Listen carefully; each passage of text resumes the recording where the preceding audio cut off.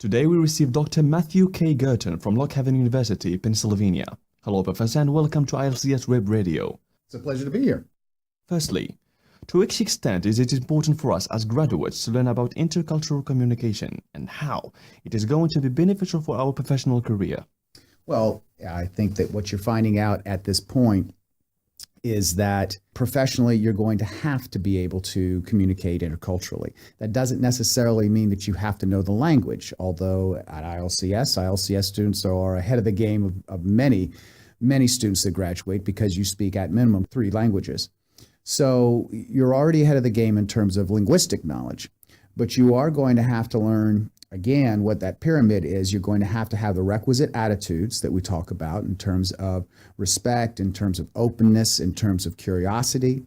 You're also going to need to have the knowledge in terms of how to communicate well interculturally and the skills in terms of how to do it so that you get to those external and internal outcomes where you are more of a multicultural type of communicator, where you can find yourself in a new environment and you will be able to communicate effectively. Morocco has come back into the African Union after 33 years of absence, and now there are more projects and cooperations going on between Morocco and the African countries. So how do you think intercultural communication is going to help Morocco build strong ties with the rest of the African nations, especially with the Western countries? Well, one of the things that Morocco is and has been is a gateway. And so Morocco has been the gateway into Africa. It's also been the gateway into Europe. And so, with Morocco coming back into the African Union, it can only, expand those opportunities. We're already seeing, Morocco is already seeing a lot of investment, particularly from, the most noticeable being the French automobile manufacturers like Citroën, like Renault, who are building plants here.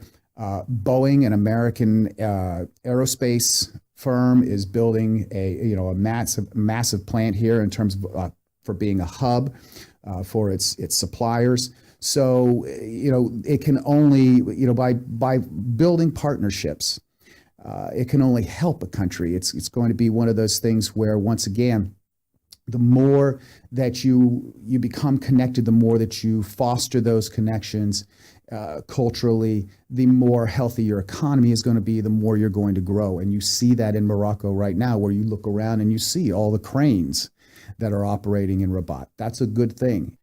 Moroccans have become more open to other cultures than before because of the media and the internet. That is to say, because of globalization, we have become more affected by foreign cultures. So, can this be beneficial or harmful to our proper cultural identity? Almost next door to ILCS, you can find a McDonald's. You go across the street, you can find a KFC.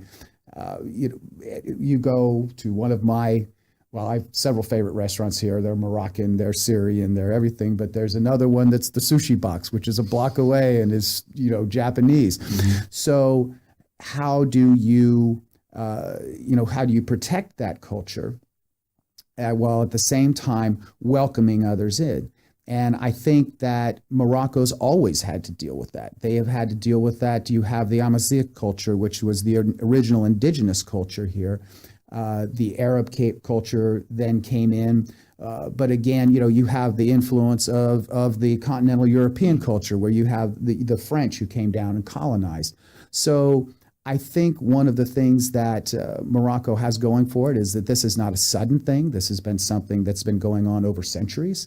And so therefore, I really don't necessarily, me personally, see the Moroccan culture going away.